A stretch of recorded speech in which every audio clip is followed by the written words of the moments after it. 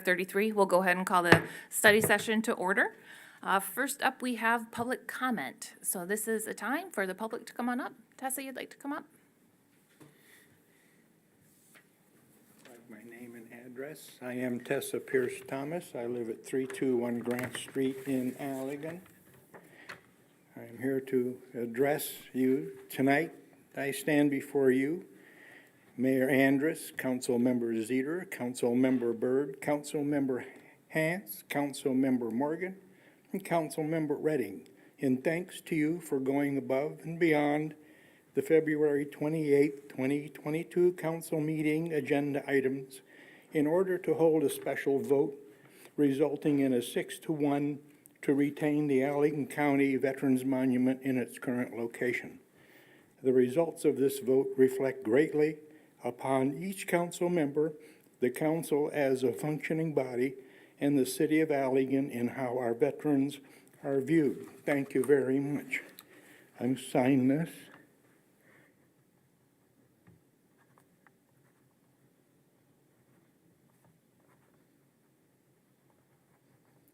I have one more address to make, and this is extremely important to me. The person who voted nay voted their convictions, they voted their belief, their freedom, and that is a freedom that is guaranteed by our Constitution. That is the freedom. I went through 2 wars. That is the freedom. I'm a veteran, and that is the freedom I got these things. So I will thank them as well for voting the way they felt best. And Mayor, these are yours. Thank you, Tessa. I have copies if anybody would like one. Okay. Thank you so much. Thank you for allowing me to do this. Absolutely. Thank you for your service, Ms. Tess. Thank you, Becky. Is there any further public comment tonight?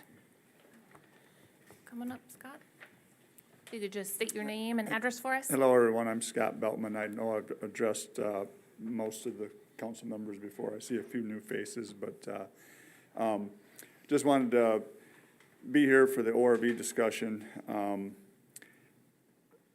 Around the county, there's about 10 townships that are kind of in the same situation that Allegan Township and the city of Allegan was in regards to having access to various cities such as Dorr, Fenville, Martin, of course, Allegan.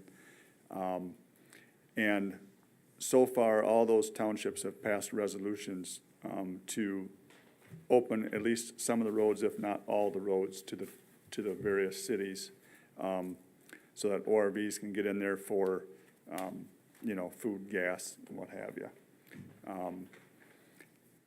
And I sent an email today, and I hope you all had a chance to read that. Trowbridge Township to your south has suggested to open all roads.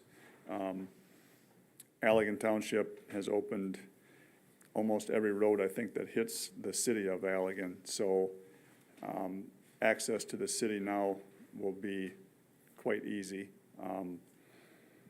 Hopefully you guys will figure out a way to incorporate the ORVs with your golf cart ordinance already. And I also provided some information as far as the how to petition the state to get across the river here in town within the city limits. I think that'll be a fairly easy process. And I know that city of Fenville, they're hoping to have their ordinance in place by the 1st of May. So they're being really aggressive with it. And I'll be here if you guys have any questions, let me know. Thank you. Thank you. Is there any other public comment? Okay. Seeing none, we're going to move into our roundtable discussion amongst council members. Did anybody have any discussion, questions for staff? Anything for roundtable tonight? Mike, anything? Peter, anything from you? Teresa? I think we talked about this at one time, Joel, that Community Action down there closes off that parking lot on their food day. Has anyone addressed that, or is that something that we need to discuss about doing? So the parking lot is the one you're talking between On the Grid and Community Action Agency, correct? Yes. It's a small little, one of our smaller public Yes. parking lots. There's been conversation, I would say, on the side with a handful of council members, previous council members, and some current ones right now. I don't think council has ever discussed during a meeting Okay, how they feel about that. But I know there's been some negative, feelings of them closing it off. The owner of the restaurant has never reached out to me. Maybe he's reached out to other people in the community, but I've never gotten any really, okay, deal with this kind of prodding. okay. I thought we mentioned it when we were talking about like overnight parking and stuff, so that's the only reason I'm asking. And it doesn't matter to me, I just didn't know if it was something we need to discuss, if it's gonna upset other people or not. Yeah. Does anybody have any thoughts on that? I guess I'm not familiar with what happens. I haven't been downtown when that's Yeah. going on. So in Community Action Agency, they're part of a federal food program, and they distribute food to, I'm just gonna use some generic terms, people in need of food. It's for all county residents. I believe they typically do it during the daytime. They start at 10, I think it's Thursdays, that's like ringing the bell. The biggest issue we had when they were doing it is just the amount of need in the county. You would get a long line before they even opened up, like around 9 o'clock. And they would back up down Water Street, and that would make a couple business owners on Water Street not happy. And then it would go down towards past the Shell gas station and bend onto M222, and we would get a bottleneck, a really bad bottleneck. I mean, M222 is a trunk line from the lake shore to US 31, so we would have, logistics companies saying, what the heck, And then cars started passing cars in the center lane, so we'd get our police would go out there and do traffic control. Like I mentioned, previous council members shared their not happiness about just gridlock, locking down downtown. And I think they would hear from a couple business owners like, our customers can't get into our place. So we talked to Lisa Evans, who's the executive director of Community Action Agency. There's not a, current solution with currently the way where they're located and just how the city is laid out. We talked about, well, what if we directed everyone to come down Hubbard? Well, then the businesses on Hubbard are gonna say, you're, blocking us up. So the other thing is it empties out quick. When they're done, it clears out quick. It's painful for that, 2.5 hours in the morning. And I've been on grid several times, and like I said, the owner there, he's never come out and said, Joel, we need to talk about something.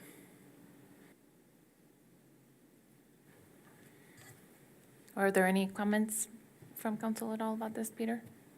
I don't have any major issue with it. I've noticed it during the pandemic. It was a lot larger. Right now, it doesn't seem to be nearly the issue other than just the parking lot. I don't see it going down and wrapping around out onto the trunk line anymore.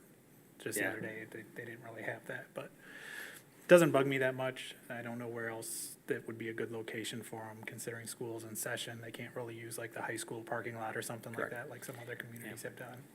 The main thing with their distribution is refrigeration. Yeah, they need. And it comes in like the day or 2 days before.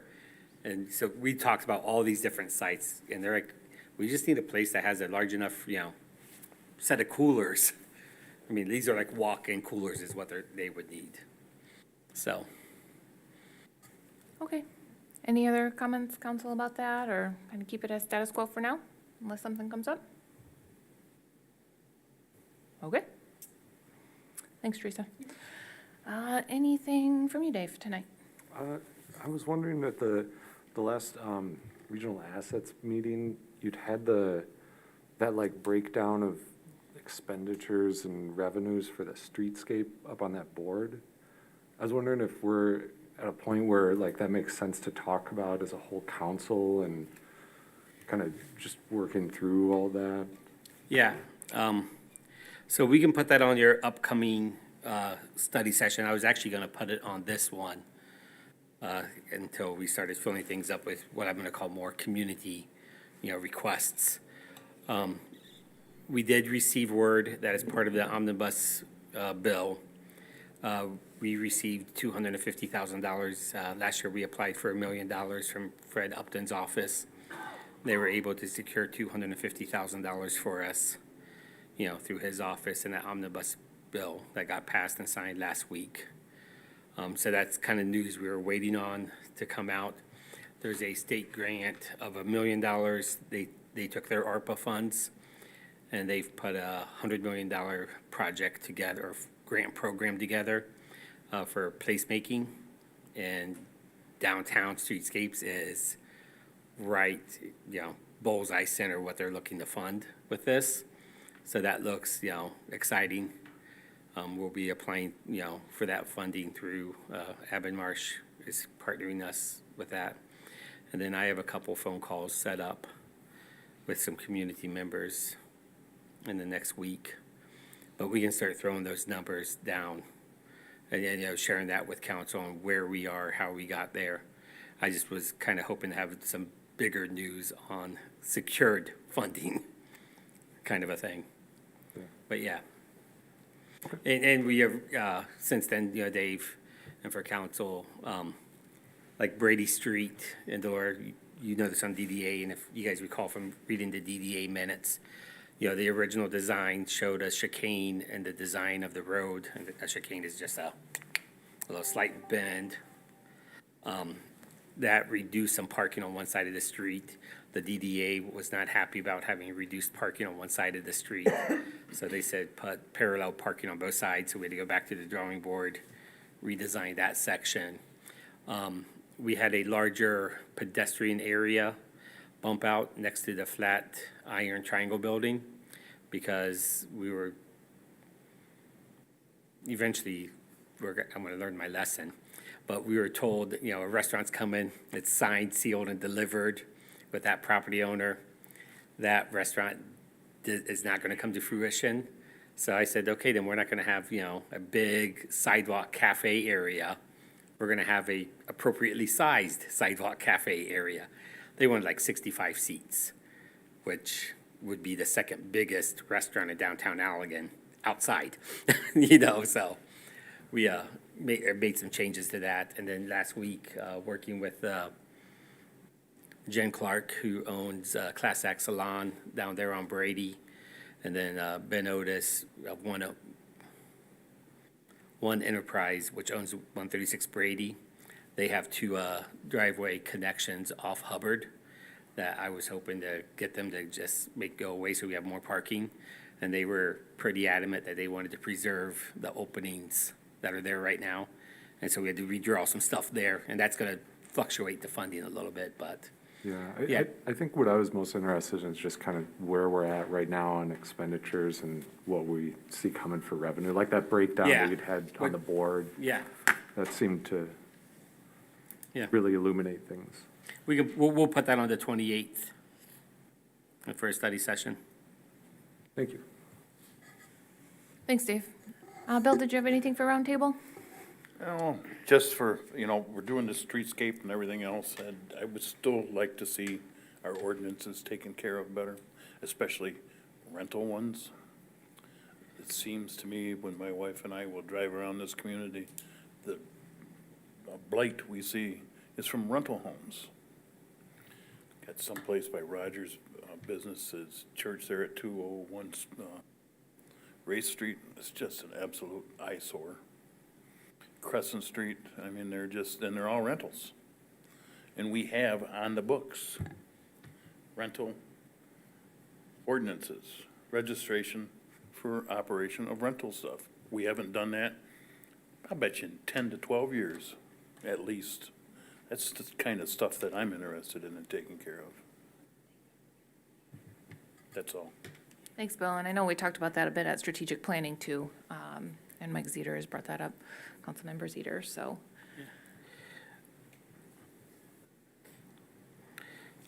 Joel, did you guys, did staff figure out when the PCI contract was up by any chance? We, No? you know, No? Okay. I don't have that on top of my head, but we can look into that. So for the study session for March 28th, streetscapes numbers, we can talk about the ordinances at that time as well. Some decisions have to be made as we get into our budget season anyways. And then school resource officer is also going to be on the study session for discussion. So I try to keep the study session to 3 topics, so there's ample time. But the rental, you know, not the, I know you said rentals, Councilmember Morgan, but just the overall ordinance, blight enforcement, all that stuff. Through our BSNA software, our assessing extension on that, we can create maps that show all the properties that we believe that are rentals based on PREs, a principal residential exemption. If you're under 50%, or if you're under 100%, you're typically a rental. Plus, we can overlay that with water utilities for the ones where the landlords pay, or the tenant is, you know, submitted, you know, a deposit with us since it's not owned by them. So we'll be able to identify all the rentals, Thank you. or the majority of the rentals, I should be clear. Okay, and I had received a message from Michaela about, she had attended the Allegan County Clerk Association meeting. I brought up at our last study session how there's been some rumblings at the county level of moving the county seat out of Allegan City into the township. So the county clerk had explained that if the city wants to do a resolution to try to keep the county seat in Allegan, that's something that is recommended. So I just thought I'd bring that up again to see if there's any interest in doing a resolution, or if as a city, we really don't have, you know, I know that Joel had said it's kind of outside our purview, but we could at least do a resolution if that's something council was interested in doing, in retaining the county seat. Because I do know that this is a conversation that is continuing at the county level. We just had a meeting last week where we discussed it with the judges, so. Any thoughts on that? Joel, did you have something? Well, just real quick, when you say there's discussion still at the county level, is there discord, if that's the right word? Is there friction between certain branches of the county? Okay. Yes. I wonder if it's worth reaching out to, like, I don't know if it would be, if they'd be considered like a colleague or something, but a representative on the county board to just, or our county representative even, just to kind of talk it through with them outside of a public meeting, and then maybe bring some information back, or see where they're at with things, rather than. Yeah, so my understanding is that the county is having meetings about construction, and that is the plan that they want to have. So they want to take, once mental health moves out of the building out at Dumont, and they're in 2 buildings right now, the CSB building and mental health building up in the front on 122nd, that when they move into the Shopco building, which they're thinking will be January-ish, that they're going to start construction out at those 2 buildings to change the layouts, so various departments that are now located at the courthouse will move out there. And the issue is that there are certain elected positions that have to be in the county seat. So, for example, if they were to move the treasurer out to Dumont, then the county seat has to be the township. And that's the plan, is to keep, they want to make the county building, as it's called now, into an actual courthouse. So all the courts would be located there, but other departments would be out. Okay. And that is the direction that the county is going in, per their, you know, construction meetings that they're having. Okay. I guess I'm just in a place where, like, I'd be hesitant to vote on a motion or resolution without hearing directly from some representatives from the county. Okay. And Joel, you had been spoken to with Rob Sorrow, right? And there's been a couple other people? Yeah, Rob Sauer there, he's the county administrator, so he's my peer at the county level. One thing, if you recall, when we discussed this at the last meeting, I was very clear, there's really not a role for the corporate action of the city to be in this from my perspective. However, as I mentioned at that we do look out for our community. And if, there's 30, 40, non-court employees there that are now gonna be relocated outside the city limits, that's 30 or 40 non-customers for our downtown restaurants and our stores. So I would be, just advising council, that's something you may want to know. What's that kind of impact when you remove that cohort, from the downtown? I'm not sure how many are going to hop in their car and drive down here for lunch. I know last year or 2 years ago, the county started doing a food truck thing out there as a benefit or, an additive to the Dumont employees. Where they just kick that up a notch and do more food truck stuff out there, which are cool. Food trucks are fun. So, like I said, Michaela just sent that to me, so I wanted to bring it back up again to see if there was any interest from the council to do a resolution to just say that we would prefer the county seat stay here. Peter, did you have something? I would support a resolution like that.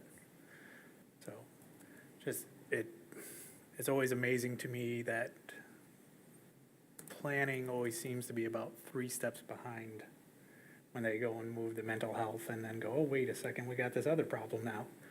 It just amazes me that they don't think that far ahead. But the main issue I have is, it will remove a lot of people that come to the downtown to work.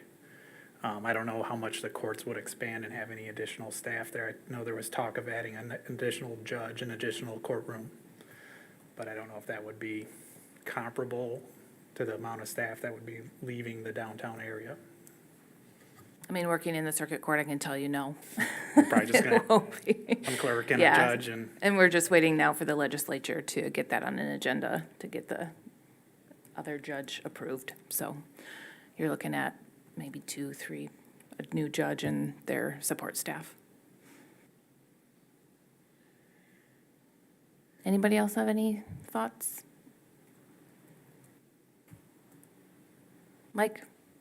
No? Doesn't matter either way? It does, but we're not big enough to house everything here, so we don't know what's going and what's staying. Okay, just thought I'd bring it up. Go ahead, They're Pete. currently housing everything. The issue is they have big empty buildings now out at Dumont once they move mental health. So they've now created a new issue of empty facilities. So they're looking to shift facilities around. Of course, the only question I still had was if the sheriff himself and any of his staff would also have to move out there. I did ask that question, and they didn't seem to know the answer to that, of whether or not he had been approached about having to be there. I know he's a duly elected official and usually in the county seat, so.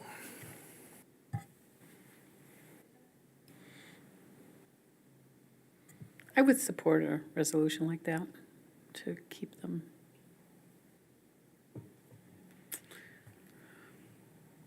Dave, did you have anything further, or you would be hesitant still? Okay.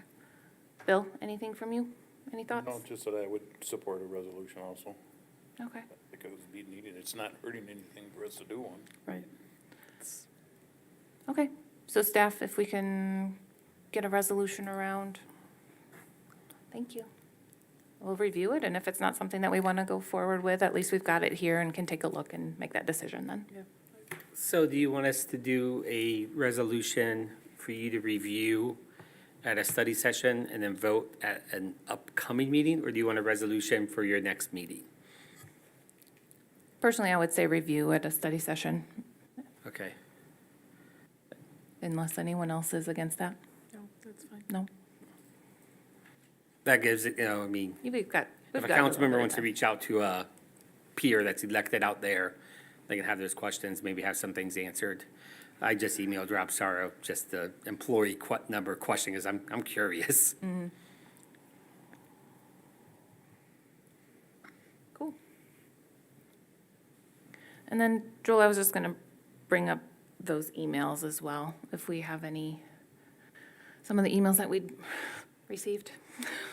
If there's been any further Oh, emails that we've yeah. received. so, Council, have you seen some of those? Oh, okay, Peter. so I'm gonna keep this G-rated. Okay, I'll keep this G-rated. City Hall staff and council members, you've received some emails of some memes. We did the research trace on the first one we received. It bounced off a couple servers out of Central Europe. There's no way to track them. It comes from an email called pm.me. It's just part of being public life at the end of the day. So we're gonna they come in, just delete them. There's nothing else you can do. All right? I sent it, the first one came in, I sent a follow-up email to everyone saying if you had issues, reach out to me. Nobody reached out to me. The second one came in, and yeah, it's all about being part of public life. You get the good with the bad. I'm very interested to see what my face is superimposed on, so stay tuned. We'll see what it is. Okay, anything else for roundtable? Okay. Seeing nothing, we'll go ahead and move on down to the discussion regarding off-road vehicle ordinance. Staff? All right, this is in front of you mostly because Mr. Beltman reached out to me a couple times and said, where are you with this? And then, Mayor, you might remember you talked to me, I think, back in November and asked me where we were. I said, we have a lot on our plate. This is a back burner issue, and we'll bring it up in the spring. And I think March 14th is still considered spring, so we're still on schedule from November. Last year, the council adopted a resolution supporting this countywide ORV ordinance. It was then adopted by the county commissioners, and ORVs are allowed to be on county roads. At that time, we kicked around the idea of should we open up local streets into city limits, which we have full control over. The County Road Commission does not have any control over our local streets. Should we open it up? You'll recall we recently started a golf cart ordinance, and at that time, council said, let's see how this golf cart ordinance thing plays out before we, move into this direction.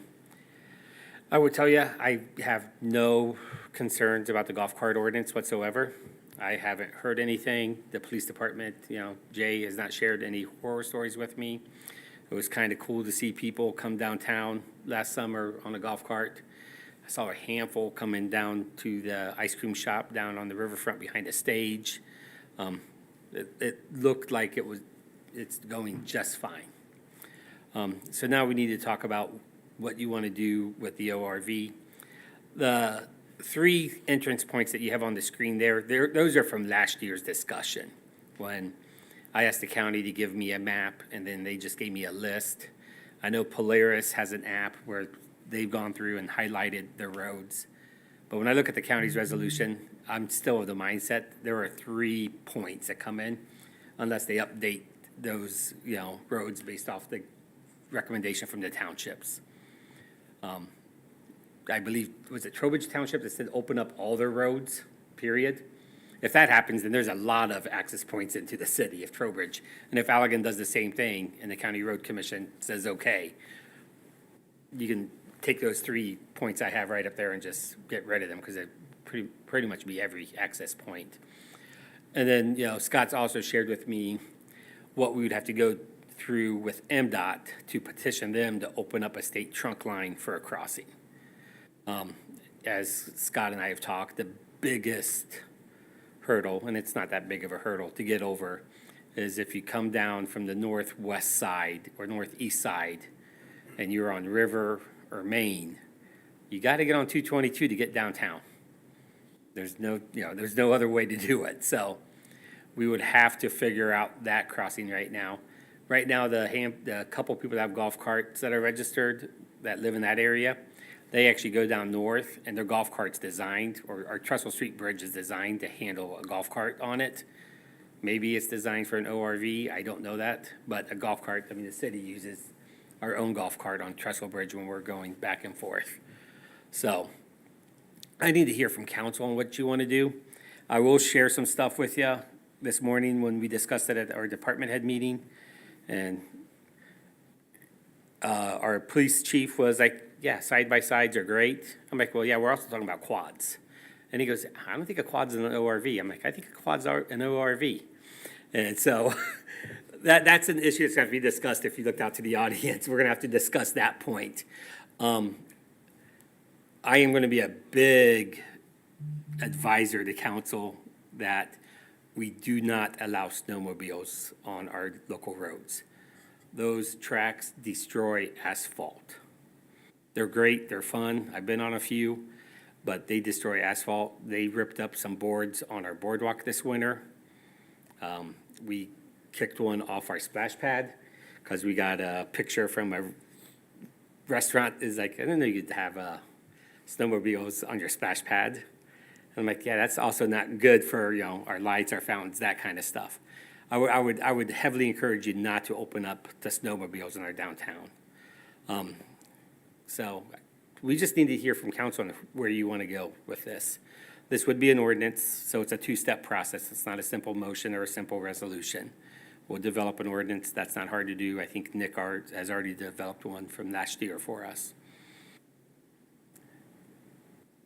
And the educated people are in the audience, so feel free to ask questions. And as long as they come and speak in the mic, because we're recording these. Thanks, Joel. And I believe that snowmobiles are not considered an ORV if my memory serves me from last year when we discussed this. Okay, so that's what I thought. So they would not be included if we did adopt an ORV. Would anyone like to start? Any thoughts are about having ORVs in town? Mike, go ahead. I'll jump right in. Some of my concerns that were going through my head is we can open up all of our streets, but then to get here, we're going over state roads from the outside. It's really not my worry because I don't ride down here. But if that's not allowed, then Yeah. we need to figure that out. So there is a petition process through the state that looks very simple. We just have to ask permission and they agree and say yes. So to me, that's not it's a hurdle, but it's not an insurmountable one. Thanks, Mike.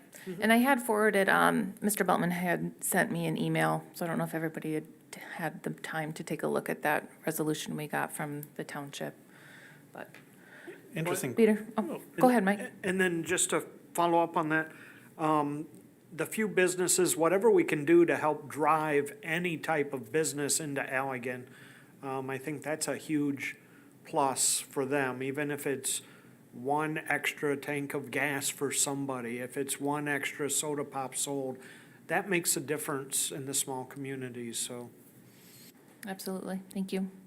Peter? Just when we put the circle at Hubbard and Ely, is that now no longer a simple crossing? Because before, of course, when it was Ely, you go from Ely straight across on Hubbard. Yeah, I do not know that answer, but I can ask. Because that was one of the ways to get, of course, downtown from that side, was coming down Ely or coming around Yep. from, or coming in on Monroe Street if they open up Monroe from the township. Yeah. Because I would figure Monroe is one of the big ones to go into the Allegan Woods, and if you're coming in from that area.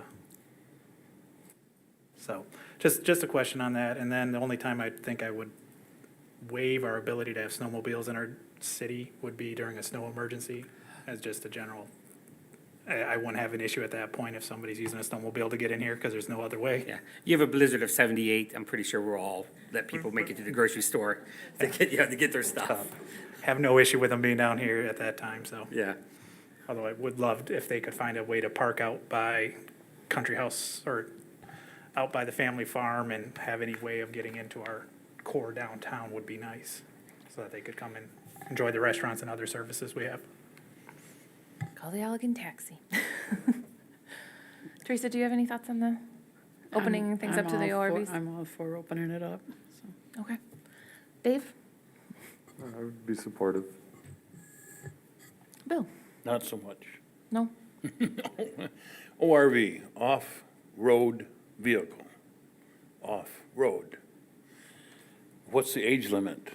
Any of that going in on there? Is it gonna be, are think kids it's allowed to drive 16 them? now, I've isn't watched it? kids drive down the highway, on the shoulder, true, but on the highway, on those ORVs.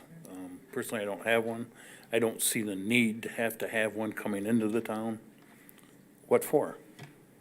I mean, it's fun, yeah, but, driving a motorcycle's fun too, but, so why can't they drive that in town? I don't understand the need to drive an off-road vehicle into the city. That's just my point. And I believe it's 16 for the golf cart ordinance, is that right? I think, Yeah, and Okay. this would be the same thing. okay.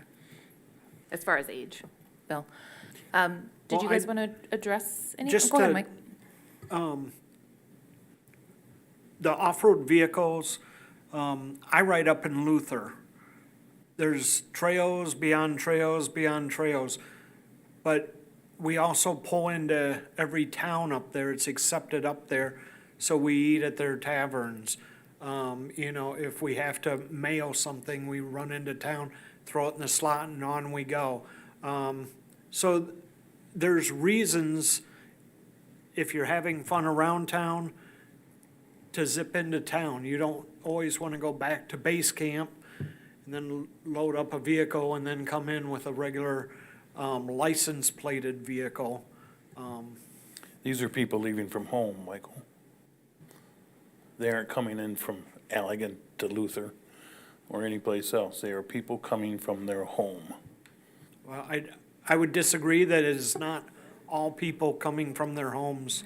That the ORV groups that ride and get together and do trails, they come from all over. They're doing trails. That's the idea behind them. That's just my point, okay? That's, you guys are entitled to whatever you think. That's how I think. Okay. Be in favor of building a trail system? Oh. Would you be in favor of building a trail system? That would draw people from outside this area? And To just this a area to ride their quad? yeah, just a reminder, and I'm sorry to interrupt, but if you do want to make a comment, I'm going to have you just come up because we're recording right now. That's okay. I will if you want me to. Come on up. I don't want to. He just said, would you be in favor of building an off-road vehicle trail system then, because you don't have one? You have a snowmobile trail system, you have a equestrian trail system. You know where in Allegan do we really have, I don't think, that ORV system, right? No, we don't, which is why everyone's asking for roads to open up, to get to town to eat. You have nothing like that. And it's about families and doing activities together. And everyone has to be 16 to operate one, have a driver's license, so little kids aren't supposed to be doing that. And it brings in a lot of people from out of town. I see it on Facebook all the time. People come on, how do we get through Allegan to get from here to Fenville? We're planning a trip. Or where can we eat in Allegan when we come? Where can we gas up? They can't. There's nothing. And sometimes you don't have that gas in your tank to make it around and go. So I guess, yeah, we're just trying to come up with another family thing. And it's good. Get them outside, enjoy it. We snowmobile, we horseback ride, and we have quads. And we enjoy all of that. We don't want to lose any of it. And so that's why we're all here now, hoping to put in for that. And because they called me, because I didn't know you were having this tonight. Otherwise, we wouldn't be here. And I will sit down now because I hate doing this. Well, you did very well. Thank you. Thank you. I can open that up. Did anyone else want to come up and speak to the ORVs? I know this has been a very long process for the group, but come on back up, Scott. I'd just like to say one more thing to Member Morgan. You know, we're not asking you to do it if you don't agree with it, but we're asking you for the opportunity to come in here and visit the city, doing it with an ORV. I personally would never go skydiving. There's a lot of people that do it. I personally would never ride a bike down A37, bicycle. People do it. I would not, but I think that that's their right, as long as they ain't bothering nobody and doing it by the letter of the law. It's pretty harmless, and it will do the businesses down here good, and it's a good family time to get out and do that. We've noticed that under the pandemic, people want to do stuff local, and this is a great opportunity to do that. So, thank you. Thank you.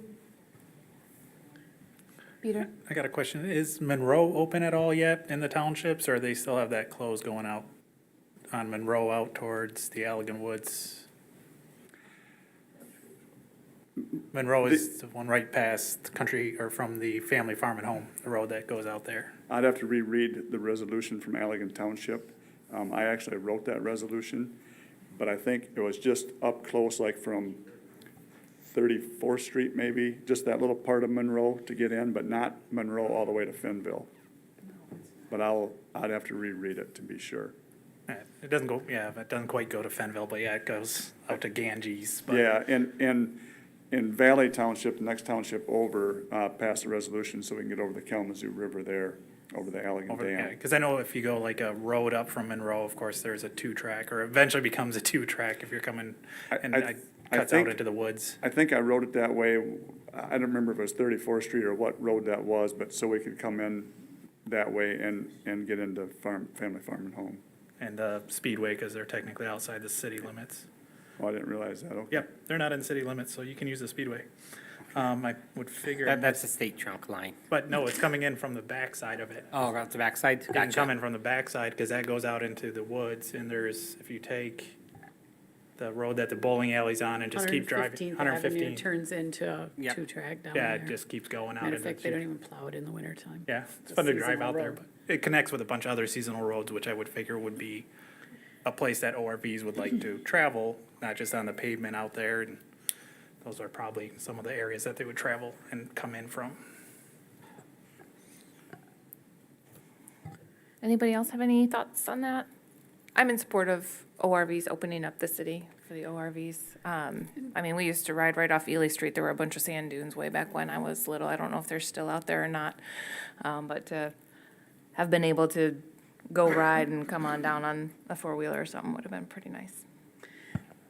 Teresa? Joel, are we thinking, these aren't gonna have to be registered with our local city, right? As long as they're registered, Yeah, because that's how our golf court ordinance is. You've got to gotta go. register it. Yeah, Yeah, I see, this is much bigger than with the golf cart. exactly. And That's, so I'm almost thinking there's some questions I have for council. So the majority of you appear to be in favor of it. I know Roger wasn't so much in favor of it when this was first started. The discussion was last year. He also was more in the camp of where, Councilmember Morgan is. Are you saying just carte blanche, any local road, or do you want us to be a little more strategic and not lean? I mean, I'm thinking the block I live on, Cutler, is one way on my block, and it only can take, like my house, if I had a side-by-side, it could only take me to M222, M89, M40. There's really no way for me to, I mean, I don't know that we need to designate that. I mean, if they get into town, they can figure out how to get out, or they're stuck here. I just want to, yeah. You know? I You just can wanna make camp sure out that at we figure Tantrick out- all night. So is the majority of council saying, hey, carte blanche, every road? That's what I would say. Okay. I could go either way on that if we developed trunk lines that were going out into areas that they're traversing anyways to bring them into the town. I just don't know if it needs to go through all the neighborhoods and, If you make it carte blanche, it's easy for us. yeah, I know. Yeah, that's. And I will say, you already do have problem areas in our city with like, dirt bikes. On my block, I have, a house where they have 2 dirt bikes, and as teenagers think they can do wheelies up and down Cutler Street. We have 4-wheelers up in Yeah. our area, so I don't see why a group riding into town is any. Yeah. I mean, I'd rather have a group ride into town than have these young kids test driving the mechanics of them down our road. We've got somebody out in the audience that wanted to come up and speak too. If I can just interrupt that for a second. I'm Dan Kaywood from Salem Township, and you were just talking about this. The reason I would say not to have some of them shut down is for your constituents in Allegan. Some of them are gonna have them that are gonna wanna get out into these outlying areas, is one of our concerns. So That'd be another that reason. would be my reason for keeping them open. Thank you. Thank you. Do you know, another question I have for council, is there a concern over noise? We already have a noise ordinance, so I guess if, I know there They fall was within it. from Councilmember, I know that Rick. Councilmember McKenzie was really concerned about noise Yeah. too. Former Councilmember McKenzie was. Do I have to walk up there again? Yeah, I'm sorry. There's you're no doing it microphone so back there, so well. you have to be here so we can hear Can I you. just take that with me? No. No, what I wanted to say was there is a speed limit. What is it, 35, right? 25, yeah. So that kind of stops the noise. They can't throttle down, they can't fly around. And I also wanted to say, I can't believe people are snowmobiling in town. They don't do that anywhere in Michigan. I don't know who would do that. There are some trails that come in the back way to businesses and you can eat and gas up, but never do they let you fly through town. So we apologize for those folks. Thank you. Thank you. Yeah, I would So, say yeah, the carte speed limit blanche, just would- like, yeah. And we have a speed limit right now on the golf cart ordinance too, 15 or something if, You have a pretty good golf cart if you're going 15 miles an hour. And you're going downhill. Yes, you have. And I believe I was going downhill when I did that. So, okay, this is good. I think, is that the direction you needed? Need any? yeah. Okay. I'll start working with the city attorney to craft the appropriate ordinance. I'm going to try to find a way to merge the golf cart one into it and remove the registration of golf carts, just for simplicity of administrative work. But he might tell me we can't do that. That might be a state requirement, so. Okay. Do they have to be licensed though, like ORVs to be on the road? They have Are to have, registered? they have to have a state DNR sticker, and that sticker costs like $27. And then they can ride, well, I shouldn't say anywhere in the county, any open road in the county, which is quite a few. So it's one sticker. Okay, thank you. Do you know if those are available for golf carts? Well, they would call it OR, if it's gonna be under the ORV ordinance, you would just get one for an ORV. Honestly, I'm just wondering if we make them go through the state for the paperwork, the hassle of it. Any place that sells hunting licenses and stuff, you can buy them at. Okay, thank you. Come on up. Yeah, my name is Josh Driscoll, up from Hamilton. The golf carts are eligible for the same registration as the ORVs. I would advise, I think it's PA 288 is the law that dictates kind of the, has allowed this to be ordinanced, if that's a word. Yeah, I think that will advise a lot of how that ordinance actually gets written up. There's a lot of information in there. There's requirements on muffling devices Okay. for sound and stuff. And I guess to Councilmember Morgan, I would just say I have the opportunity from where I live to go out into the Allegan woods or rural areas and ride for hours. And I then either have the opportunity to drive home and get in my car and come to Allegan for dinner, or if I'm out this way, I have the opportunity to swing into town if this ordinance gets passed and grab food. Probably have to fill up my gas tank, because if I'm riding all day, that happens too. And there's more than enough opportunity to ride all day long. So probably won't change your opinion, but just something to consider. So thanks, you guys. Thank you, and thank you all for being here. So if there's nothing further on the ORV ordinance, and just to confirm, staff, you're feeling comfortable with the direction? Yeah. Good to go, okay. We'll go ahead and move on down to the discussion regarding the City of Allegan's facility use policy. Thank you, guys, thank you so much. Appreciate your passion and perseverance with this. It's been a long time. Appreciate the help. We're getting the townships now to practice. Yeah, that's wonderful. Community groups getting together. Okay, so for the facility use policy, Peter and I had kind of gone back and forth a little bit to create a draft that I had shared this afternoon. I also brought a hard copy, so if we want to do any markups or anything, and I shared that with staff as well. So I guess just to start it, did anybody have any thoughts, any questions, concerns? If we want to just take a second to look through it.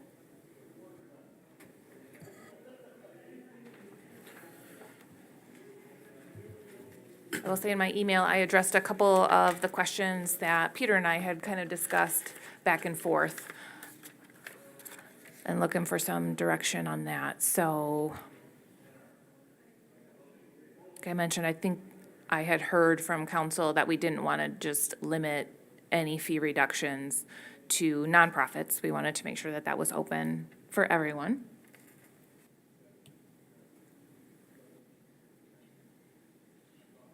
And then the other big thing was whether we do like a cap at 50% that staff is able to approve. And then if there's a request or they feel like it may be eligible for a full waiver, that would need to come in front of council, but the waiver would not include any direct costs for the city, such as water, electric, any of our barriers or cones or, you know, city police time. Yeah, staff time. Anything? Yeah, come on up. So, Tanya from Tantrick Brewing. I think it's important to be consistent with policies, and if you're going to have a process by where people can reserve facilities from the city, if you're going to charge anybody, I think you should charge everybody all the time. I don't think it's really fair to pick and choose who doesn't have to pay.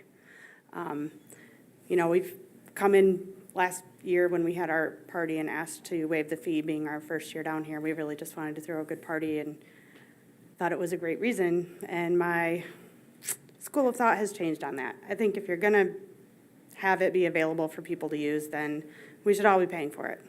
So, just my thought on that. Okay, thank you. Yeah. And this is the struggle that we've been running into, is whether you offer any type of a waiver, because we get these requests quite frequently. And so we were trying to come up with a policy that would dictate who would get a waiver, what types of events, things of that nature, so it is more equitable across the board. And I know that was a discussion the last time this came up too, of whether we do just charge outright and not offer any sort of waivers. So does anyone first want to talk to that point? My Peter? concern on that is public events or people that want to come and do a public concert or something. It does kind of limit some of that, especially if they're not looking to make any money on it. They're just wanting to bring in a band and use our facilities, which are there for the whole public. That's why I thought this was, you know, somewhat of a good idea from that standpoint, to say, hey, this is kind of our standards that the staff could approve without having to come to us every single time. But I just want to make sure whatever we establish as policy here is clear and concise, so it's easy to identify for staff, and easy to not be doing any picking and choosing. It's just, you meet these requirements or you don't. If you feel like you still want a reduction, you can always petition council and they can decide, but they may not even, you know, decide to do that. So I don't want our facilities to outprice opportunity of their use, that people that maybe would want to use it, bring in additional people into town. I also don't want it to just be like the city has to run every single event and it's all on our cost, is the other part of it. I want to try to encourage community to do their own events. Thanks, Peter. Yeah, come on up, Kathy.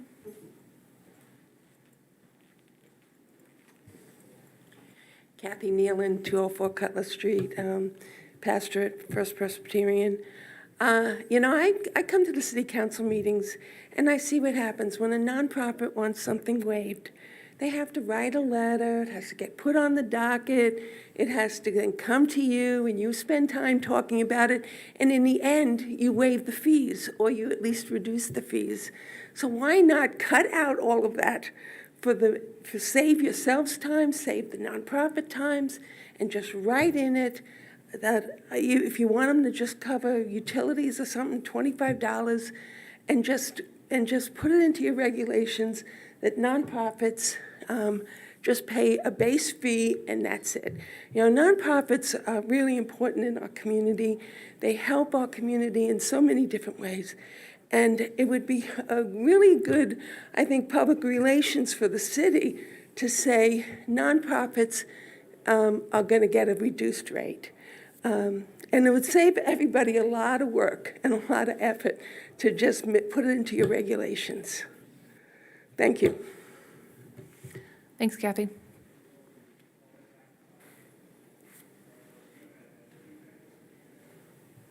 Anyone else have any thoughts? Doesn't say anything in here about charitable organizations. Yeah, so, Because to me, nonprofits and charitable are two different things. That's in my mind. under the eligibility, one of the requirements would be activities. it is. Yep, for a fundraising or charitable nature. That's not eligible unless the funds directly benefit city-owned properties, activities, Says they or aren't- programs. Says they aren't eligible. They're not eligible if they're there to raise funds. Yeah, directly, if they're just for like a private purpose. fundraiser. So it was a I guess I matter, don't understand that. A charitable organization is raising money for their own charity. So I guess that would be United like, Way is raising money for the United Way. And they aren't raising it for Peter Hanse or Delora Andrus, they're raising it for United Way. Presbyterian Church, charitable organization, they're raising it for them to give it away to their parishioners or whatever, okay? It's misleading as far as I'm concerned. well, Why aren't they all eligible? they're eligible if they're not there to raise funds is kind of what this policy was saying, but if they want to put in a petition to have that, you know, Well, see, they could still, that's- of course, petition, but it's one of those questions is what is the purpose? I have no issue probably either way on that. It's just, But again, we're trying to, the idea of this was To to make- try to, in Kathy's words, to cut the red tape. And by that, you're gonna have the charitable organizations have to come back up here and go in front of us and say, okay, we're giving the money away, you know, to whatever. So, I mean, you're just doing the same thing again, as far as I can see. I yeah, could that's see, why this is absolutely open for discussion. Like, this is just kind of a first Well, draft I to try to. understand that. Yeah. So, I mean, if that's, so a couple of things that aren't eligible would be events or activities that aren't open to the public.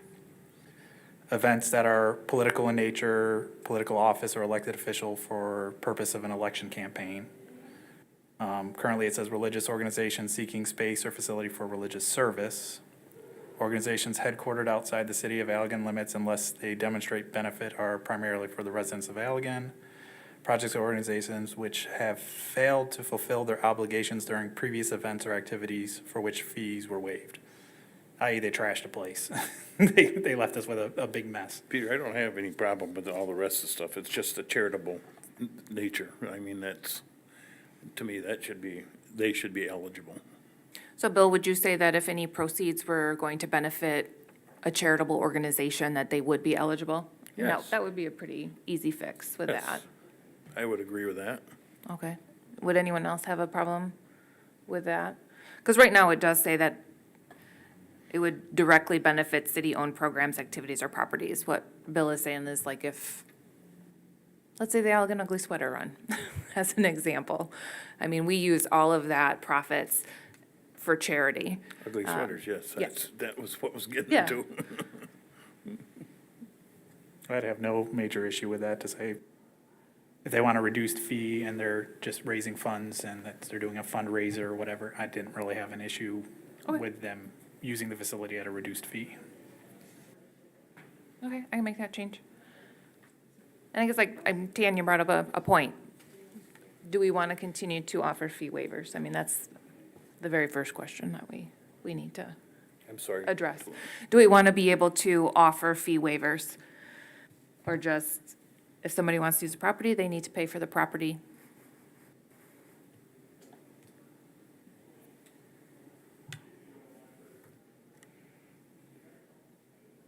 Because if that's the way we go, then the rest of the conversation is kind of moot. I don't have a, like I said, I don't have a big issue with offering a fee waiver from the standpoint of, I want more community and more community to do their own events. I don't want Positively Allegan, or what they're now called downtown, whatever they're now called, doing all of our events and the city doing all the events. I really do want churches and other organizations to do events that just bring more people into the downtown, more people into Allegan in general. So I have no issue with offering a fee waiver. I just wanted to be clear what the standards are so we don't have to look at every single case by case. Leah, come on up. Trying to give you an example. Right now, we are doing concerts down at the church. We've had a winter concert series, and it's called Cabin Fever. We are bringing people in from Fenville, Grand Rapids, Battle Creek, Lawton, Martin, Dowagiac. There's so many, I can't even think of them all. Of course, we're getting a lot of people from Allegan, too. But it's just been amazing. We have stopped, we've got desks set up front. The concerts are free. We don't charge anything. We ask them only if they want to donate to a nonprofit that may be there at another table. It's up to them. That money goes right directly to them. It has nothing to do with the church. But we have brought in a ton of people from all different areas. I don't even know how we've done this, but we have. And so I know that the concerts do bring in people. And these people, when they get done with the concert, I have refreshments downstairs, but they don't come eat them. They go down to Shaendorf's, or they'll go to the grill house, or they'll be asking me, where can we go to eat? Where's a good place to eat? So I know it's beneficial to our community. And like I said, it brings a ton of people in. We've kept track of it, so. That's great. Thank you for doing those events and using the church. Tanya? I would add along those lines, you know, as a for-profit business, we also don't ask people to pay to come to the concert that we want to throw on the riverfront. It's free for anybody to come. Last year, we estimated 1,200 people from all over.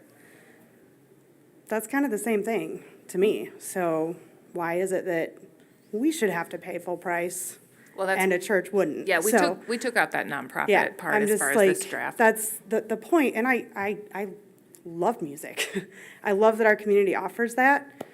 I don't really see a distinction between us paying to have music just because we're also selling beer and food, and someone else hosting music. It's all open to everybody. It's family-friendly entertainment. It's free for whoever comes down. So I think we have the same goals. You know, so how do you determine who should pay and who shouldn't based on the end result?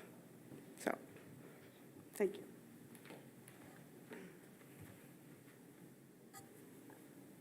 So first question, fee waivers available, yes or no? I say yes.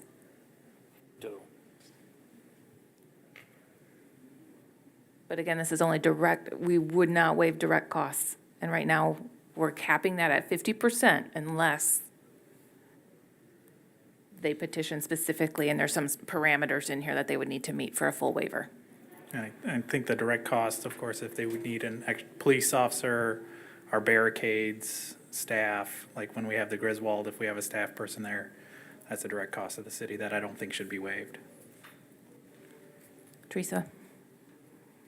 You were giving me a quizzical look there. Yes, I think we should have some type of fee waiver. But again, we need to be, and I hate this phrase, but I'm going to use it, fair and equitable. Absolutely. The same. Yep. What are the hard costs? I think like if you're using electricity, I don't know right off the top of my head, like all of them, but it's $25 or something for electricity, and then there's specific amounts. It was, yeah, it was in our packet. Like if you use cones or $25 for the barriers, streets. sidewalks. The metal So, barrier. so for staff, if we were to use the Griswold, what is this, do we factor in just the staff person? Or do you handle it like a contractor and you bill them out at a certain amount that's over their rate, or how? Right now, we have a fee schedule for each of our facilities. How those were developed, I do not know. But if you're talking about like paying for staff costs, you know, a staff person at the Griswold, you know, Ryan Ambers does our, you know, our Griswold manager, it's typically him that is there. You know, he, you know, makes so many dollars per hour, plus he's a full-time employee, so you'd multiply the benefits into that as well, you know. So that's because I heard staff over there. So is that one of the costs that, then if that's to be used and you factor it out, then really we're at no reduction over there? Just asking a question. I don't think I don't think staff time is actually factored into Not right any now. of those fees right now. Not right now, but if you wanted us to, we'd have to come up with what staff costs are. The only staff cost that's actually in the fees is police Police, officers. yeah. So if we have to have security or additional police, or just they want a police presence and we don't have staff available and we have to give somebody OT to come in for that, we charge for that currently. And we're trying to make this easier.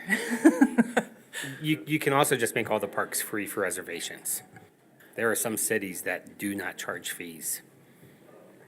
There are some cities and some parks that don't reserve those spaces. It's just first come, first serve. Which would be Which is- something for like Hanse or JC. But that becomes difficult if, like, as an example, years ago, JC's had a kids' fest. And you can't just show up that day in hopes that no one else is in the pavilion if you're trying to host a community-wide Yep. event. Or movies in the park that we did down there and had to reserve. So, I mean, our parks are in need of repair and upkeep. And if there's any way we can get some funds to do that, then I'm all for that. Rather than making it just free of charge, I think, I mean, yeah, if you want to just go down and use it and not, take that chance, then that's always available. But if you actually want to reserve it, I think that we do charge for that. Is that where that reservation money goes, to the individual place? The revenue? Yeah, the Yes. line item, if it's for parks, it goes in under parks, under rents. If it's the Griswold, it goes under the Griswold revenue section. Regent Theater revenue section. Okay, okay. All All right. three of those are fully Basic funded out of parks. the general fund, Okay. though. It doesn't go to each individual park. Yeah. So Mahan Park rental doesn't go Correct. to, yeah, But it goes to our park, in general. Okay, yeah, okay, our park budget. okay. So, yeah, I don't think we want to give that away.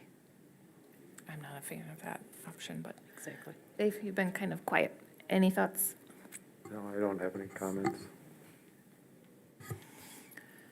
Have we thought about fee increases?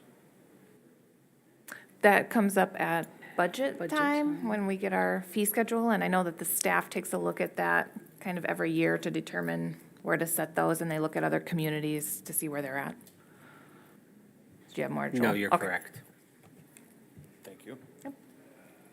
That's what happens when you're a new kid on the block. I know. It's a learning curve. You find these things out.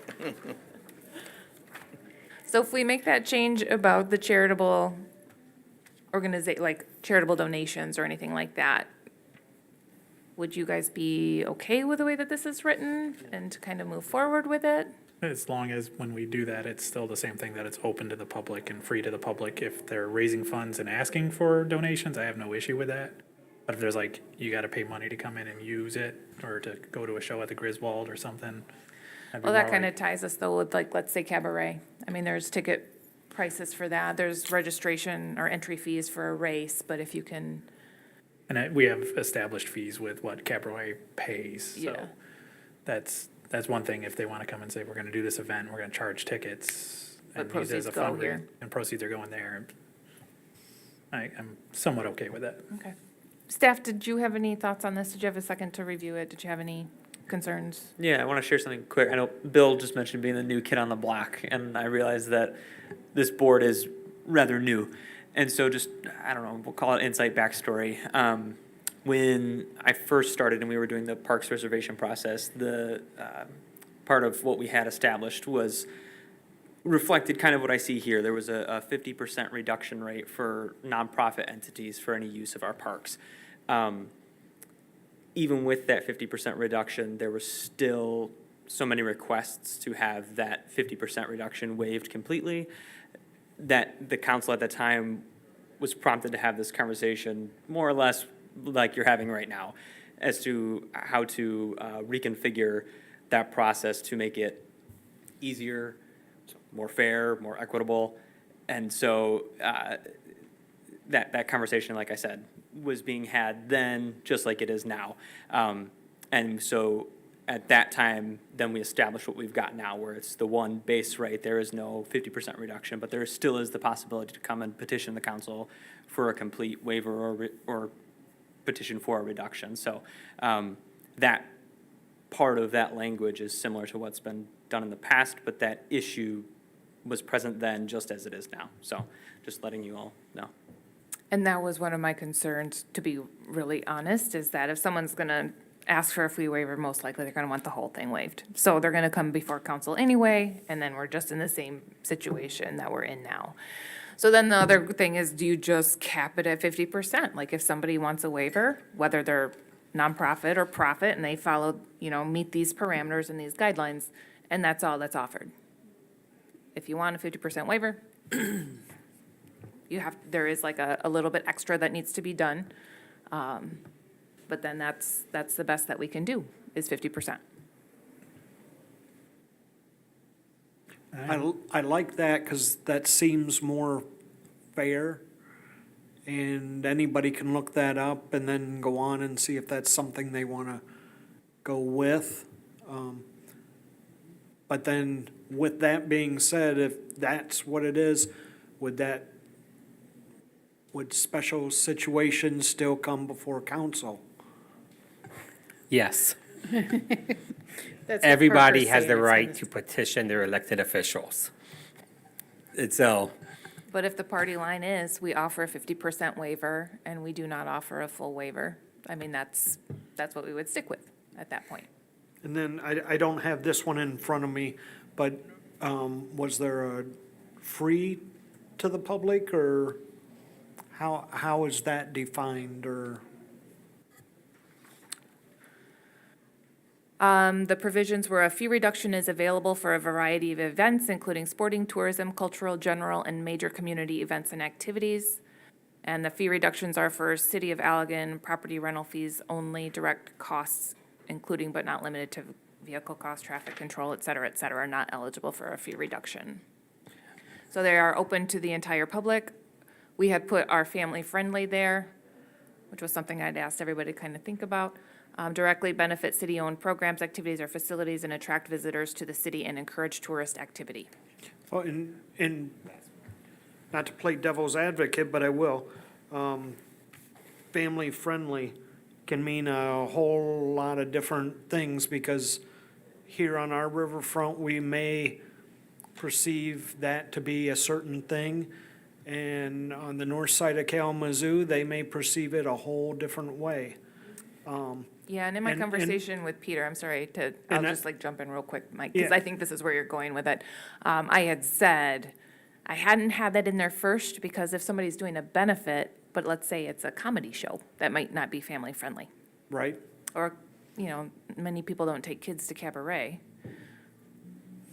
So, is this policy just for our parks, or are you guys for including? the Griswold and the Regent too. Okay, then like we have some full board. serious issues with our current pricing with cabaret and for Allegan community players. The schools get it for free. MAD, Mothers Against Drunk Driving, gets it for free. Allegan Red Cross gets it for free. Just got a, Just real quick, MAD is a reduced cost, they're not free. oh, thank you, Parker, sorry. Saturday, I was approached by someone that wants to do a Ukraine benefit event there, where they are bringing in they want to bring in artists that paint sunflowers, and 20% of the profit from the sale of the art goes to the one of the nonprofits in Ukraine. Yeah. And wants to have music there, and they're not gonna make any money off it. They're not charging anybody anything. But like, would the city partner with us on this? I'm like, it sounds neat. You know, today we had a teenage girl that wants to do a march through the downtown in support of Ukraine. Our current fee reservation is $25 for a thing. And I told Tammy when she comes back in, let me know, because I'll pay that $25 for her. She, you know, we shouldn't charge $25 for something cool like that. So there's a lot of, unfortunately, I don't think it's just a quick, and this isn't quick at all, but it's not a broad stroke answer. So do you feel that everything should come before council? No. Okay. Just because it puts council in a tough situation. Okay. And the reason I said yes, you also have special requests, because we're gonna tell someone, okay, you wanna reserve this, you know, this pavilion for, you know, this event, it's $100, and they're gonna, you know, give a great argument on why it's not $100, and the city should be fully supportive of this.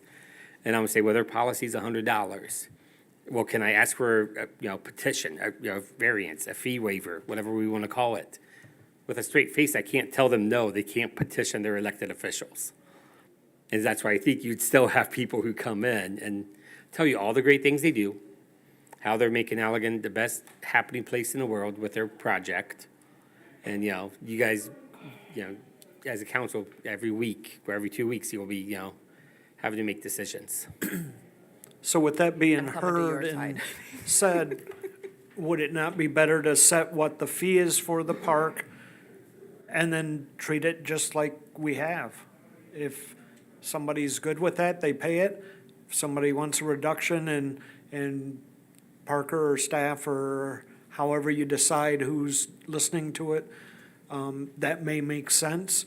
But then if it's 100%, then it can come to council. Well, that's kind of what this is. It's put it at 50%. I just want to say, as I'm sitting here thinking about this, if you don't make it either all free or all pay, you're never going to have it be a simple answer. You're never going to have it be a simple process. You either have to make it available to everybody and not judge what the benefits are, because then it's just you guys deciding what benefits the community. There may be things that happen that, you know, Teresa, you don't want to happen, but Bill wants to happen. I mean, we're never all going to have the same opinion on what benefits the city or the people in it. So you either have to charge people or not. And that's the only way to really be fair and consistent about it. It's my 2 cents. Can I say something? Sure, come on up, Leah. Total nonprofit who has no money. I write grants. I go visit Bill and everybody else I can visit downtown and ask them to help support Good Times at the Gazebos. That concert's been going on, I'm sure you know, for about 30 years. We see the people come back year after year. They love it. There's not much here for seniors. If we all have to pay the same, I make no money at any of this. The only reason I do this, and believe me, the hours that I put into this, you have no idea.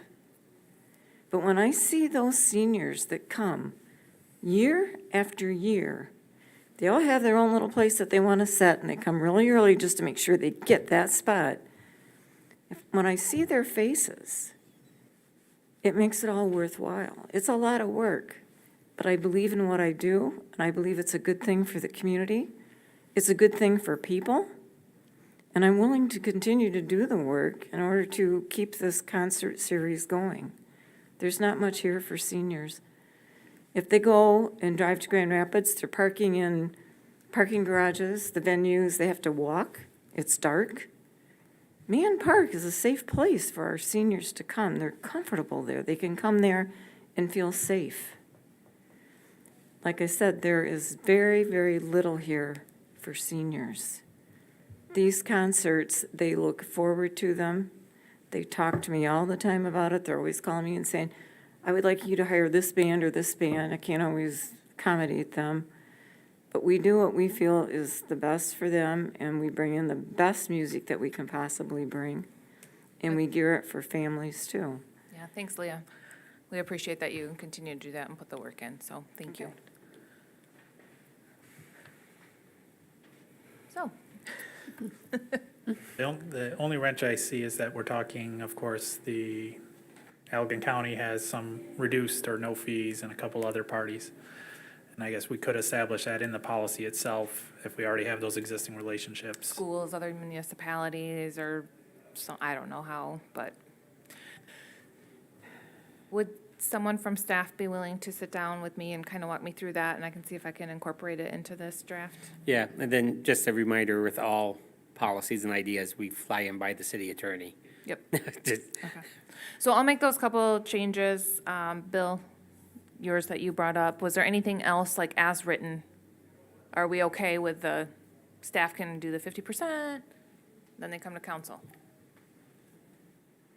for an additional?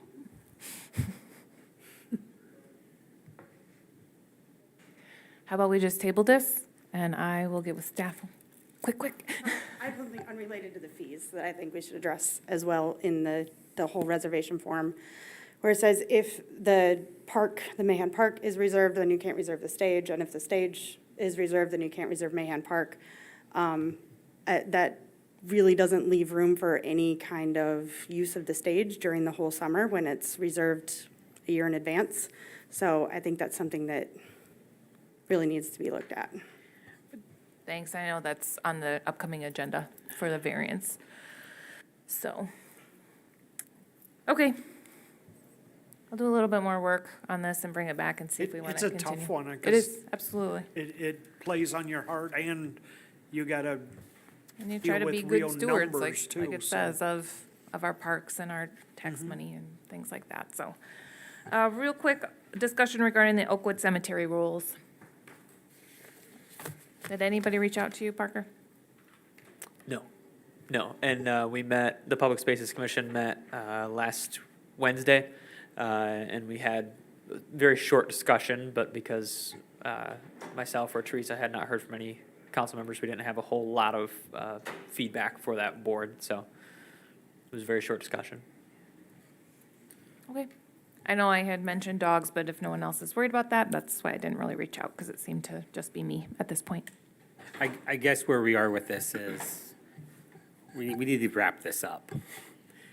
And so, council, take some time over the next week or two, go over the rules.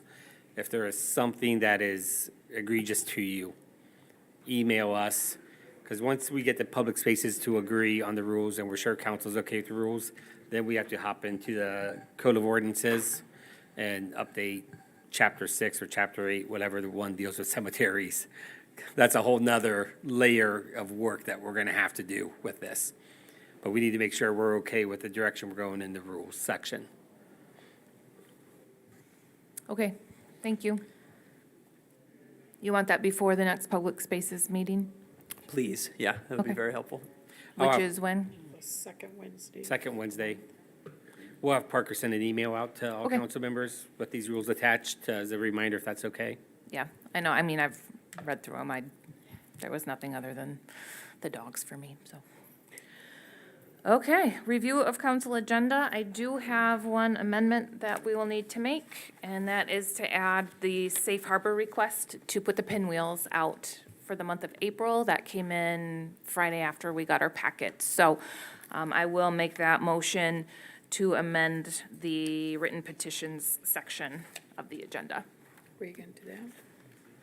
under the written petitions, so 10C. Anyone else see anything with the agenda? And I will say we will need a motion to excuse Councilmember Byrd. He's living it up in Mexico, so lucky guy. All right, so if there's nothing further, I'll go ahead and adjourn the meeting at 6:57. I know I need a little break, so how about 7:05 reconvene?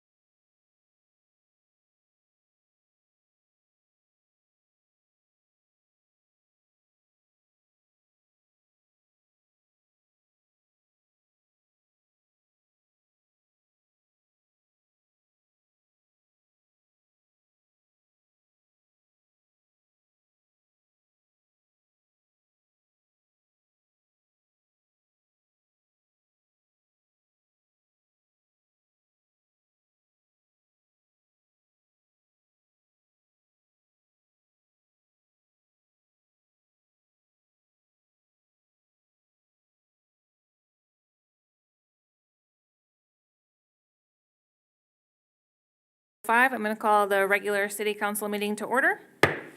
Michaela, could we get a roll call, please? Sure. Councilmember Zeter, Present. Councilmember Byrd, Councilmember Hanse, Present. Councilmember Redding, Here. Councilmember Morgan, Present. Mayor Pro Tem Galloway, Here. and Mayor Andrus. Here. You have a quorum.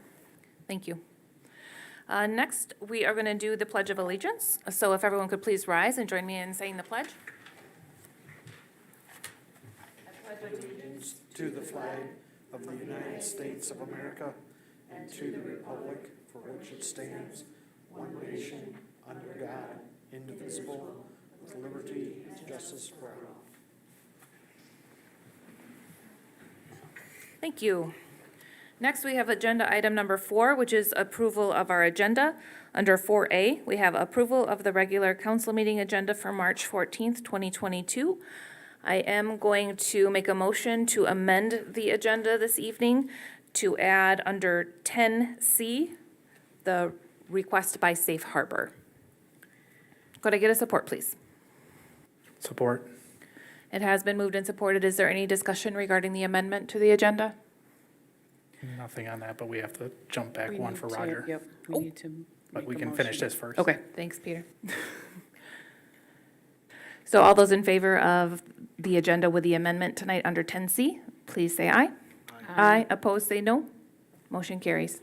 And then popping back up to number 2, roll call. Could I get a motion to excuse Councilmember Byrd, please? So moved. Support. It has been moved and supported. All those in favor, please signify by saying aye. Aye. Aye. Opposed, say no. Motion carries. Next, we have agenda item number 5, which is approval of minutes. Under 5A, we have an approval of the study session minutes from February 28th, 2022 council meeting. Did we see any additions or corrections, council? Staff, did you receive any notices? No? Could I get a motion to approve as presented, please? So moved. Support. It has been moved and supported. All those in favor, please signify by saying aye. Aye. Opposed, say no. Motion carries. Next, under 5B, we have an approval of the regular meeting minutes from February 28th. Same question, council, staff, any corrections that we are noticed, additions? Seeing none, could I get a motion to approve, please? So moved. Support. It has been moved and supported. All those in favor, please signify by saying aye. Aye. Opposed, say no. Motion carries. Next, we're going to hop down to agenda item number 9, which is public comment. And just as a reminder, this is the opportunity for the public to make comment about items that are not on tonight's agenda. So if there's something you'd like to comment on that is not on the agenda tonight, I'll invite you up to the podium. You can state your name, address, and you've got 3 minutes to make comment. Come on up, sir. Hi, I'm John West. I just wanted to thank everybody on the council that worked with us and believed in us and put the vote up and got that monument all straightened out. I've had so many guys say it was just the greatest thing Allegan did. I just really appreciate it. I just want to let you know that. Thank you. And again, thank you all for your feedback and for being here. Is there any further public comment? Okay. Seeing none, we'll go ahead and head down to agenda item number 10, which is written petitions and reports from special committees. Under 10A, we have a request by Tantrick Brewing Company for a variance for use of the Riverfront stage. Staff? Yes, very quickly, I'm going to invite one of the people from Tantrick to walk up to the podium so they can state their request. So yeah, with that, Tanya, feel free to. Right, so we are seeking use of the Riverfront stage on July 30th to celebrate our 4th anniversary. As I said last year, we estimate about 1,200 people came down for our event, so, you know, it's a great all ages activity for the whole city. And, you know, we have our new social district little bar down there right on the riverfront now that we're hoping to be able to utilize with some great entertainment and bring people out to help celebrate a great first year at our new location downtown. Thank you, Tanya. And just to confirm for council, the request for the variance is due to our application process, which although does state that you can't do Mayhem Park when the city has a city-sponsored event, it also, under the actual park sections, says that if there's an event at Mayhem Park, you're not to have anything on the Riverfront stage and vice versa. So that's the request for the variance here. And the reason why I need a variance is because there is no other Saturday that doesn't have a or a Good Times at the Gazebo. That's, you know, Friday night is Rolling on the River, Saturday is Good Times at the Gazebo. If I don't get a variance, that means I don't get an opportunity to utilize the stage for a party, so. Okay. Thank you, Tanya. Staff, did you have anything to add? No. Okay. So are there any questions, council, for staff or for Tantrick? To make these important decisions, it's also very important to have a flight of all the different flavors in front of me. Just throwing that out there.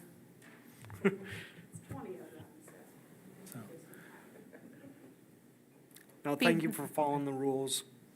Peter?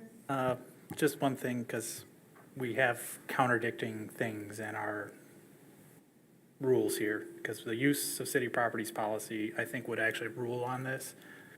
The other part is just in the description of Mayhem Park. They really should be consistent with each other, that it's for city events, I think is what I would prefer it to actually say, and not that if two public entities or two private entities want to use the two different facilities at the same time, I have no issue with that, other than the rules of the park say, please direct your speakers accordingly, not to interfere with the other park. We can make that, we can clean that up. Yeah. And I know that was brought up at study session as well. And I will be frank, I thought at the last meeting that it was just that section that said it couldn't be a city-sponsored event. So I was like confused when this was on the agenda, and then I read that really thoroughly and saw that that is indeed in those park descriptions. So like Peter said, it is kind of contradicting. So I would like to get that definitely cleaned up if that's the way that council wants to go. Okay. Teresa, did you have anything? Nothing. Okay. Any questions from you, Dave or Bill? No. Okay. Motion to approve the variance? Okay, we have a motion on the floor. Could I get a support? It has been moved and supported. Is there any further discussion, council? Okay.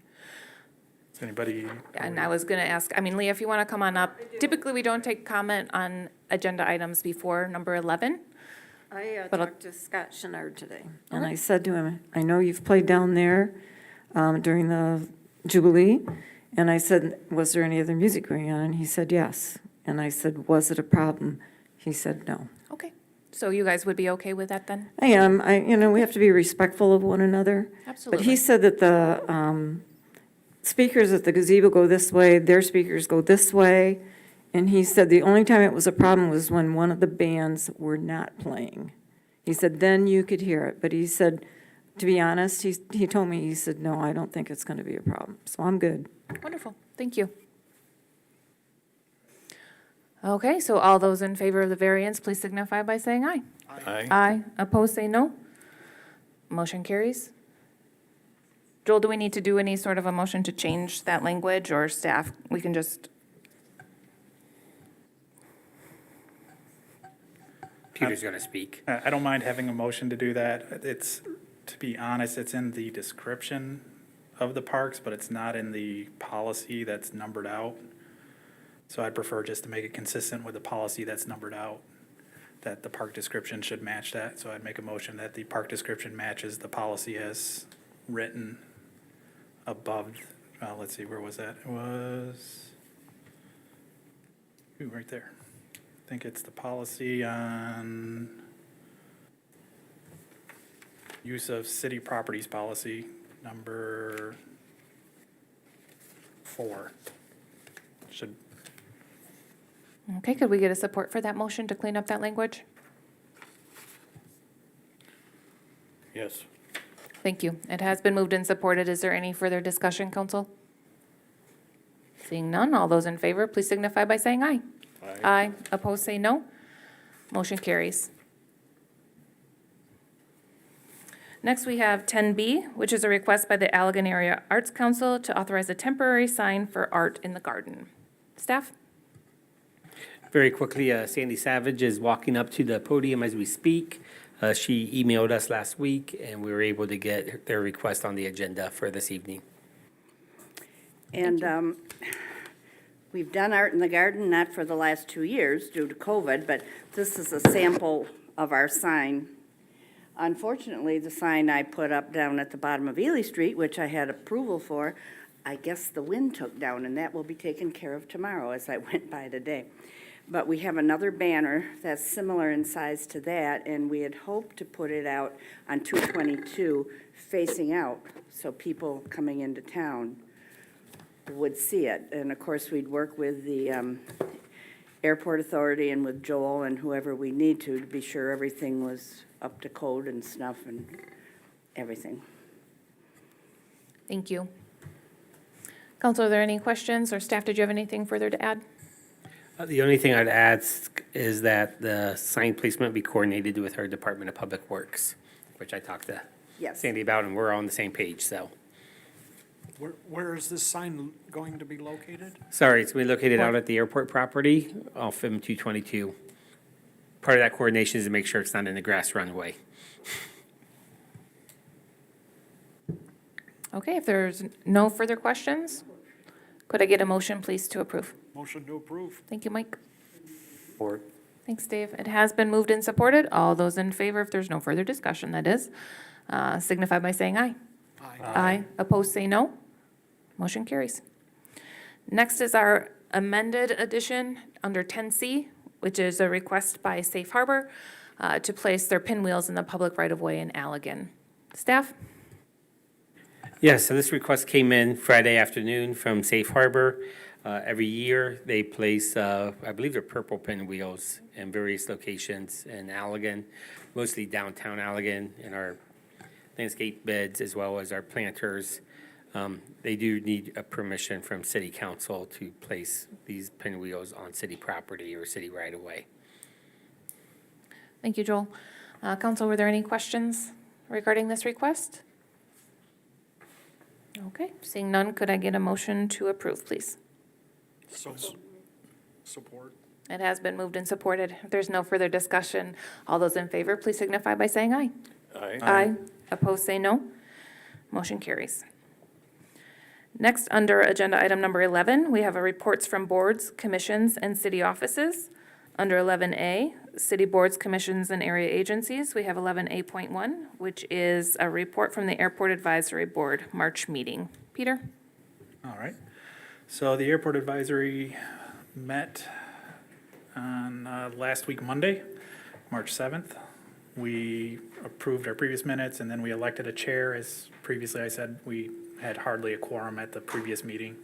The chair is remaining the same, although it may change as he may be moving out of the area, but we felt that when that came up, we'll just have to deal with that. He's been a good head of the board. We talked about the Allegan Community Credit Union. They're doing their party still. There was just, I think, a request for a change of date, and we approved that. We went over our airport capital plan as we've received additional federal and state funding, so we had to come up with a plan of what to do with the funding because the state requested it, I believe, that same week, that we have something in, and they understand that it's probably gonna change, and they said to our person that takes care of our CIP and submitting it that they're expecting that people are gonna come back with changes. We discussed again what possible uses could be for that additional funding, weather station, new site work of the hangars, which was on our CIP already, try to use it for some of that, but we have to actually keep that funding separate from our normal MDOT and federal funding. This funding has to be separate, so it can't be combined into like a single project, so, yeah, it may change, who knows, you know how they go. Jet fuel, if we wanted to have that, water and sewer possibly out to the hangars, trying to figure out. And then, of course, it still came up with the trees still need to be fully identified that need to be removed. MDOT still hasn't given us an exact location of those, so we'll be still working with MDOT because we need those removed in order to maintain our airport license. Until that's done, we're just under temporary, so. Beyond that, it was just mostly talking about that. That was our main discussion, was that additional funding. There was a talk of doing a fly-in again, but we pretty much came that the city would be a supporter of it, but not from the standpoint of running and organizing it. That we'll cheerlead you if you want to do a fly-in, something like that. Maybe do your own kind of little regional fly-in, maybe get a food truck or something out there, try to get community. I've been out there during the fly-ins. I thought it was fun, nice community event, see what's all going on out there. And that was about it. Thank you. That's good news about the fly-in. That was always a really good event. Next, we have 11A.2, which is the Downtown Development Authority March meeting. I can go ahead and report on that. We actually discussed having staff draft a resolution in support of extending indefinitely the social districts, because I think most of us are aware that license type will expire. It was set to expire 2025 or 2020? The end of 2024. 2024. So the DDA just kind of discussed the benefits of having that social district, and it was pretty unanimous that we felt it was a great benefit for the city. So staff will be drafting a resolution, which will come back to us for review. And then we also discussed the streetscape improvement project. Just went over those finalized plans and looked at that Brady Street change primarily. And I think that was about it. Yeah? Okay. Next, we have 11A.3, which is the Public Spaces Commission March meeting. Teresa. Okay, we met on March 9th. We appointed the same chair, which is Judy McCall, and vice chairperson Paula Mintek. Joel shared that the city is pursuing a DNR grant with help from Avonmarsh, intended for improvements of Rossman Park. So that would be a big deal to obtain that. And then the parks brochure, Parker keeps getting little things back from them to change, but I think once he gets those done, it's approved and ready to go. So, and I think it was mentioned that those are gonna go in the water bills and emailed to the people who get their bills emailed, so they look very nice. They're very good, very nice looking. Talked about the cemetery rules again, as we've talked about here. Hopefully we can take something back, like Joel stated, to our April meeting for them and put this to bed. Also, they brought up the black wrought iron garbage cans from downtown, the receptacle bins. They'd like to, when we do our streetscape, move those possibly out to the cemetery and do away with the blue garbage bins that are out there. Even though there's a lot of them, they just kind of stick right out. So that was a good idea to utilize the ones we have downtown. Corey Johnson brought up a good idea about doing memorial trees, like selling memorial trees to families out there. But we would designate where them trees go, because we have removed a lot of trees out of the cemetery in the past few years, and possibly also a way to pay for some of the maintenance out there in the cemetery. So something else to talk about.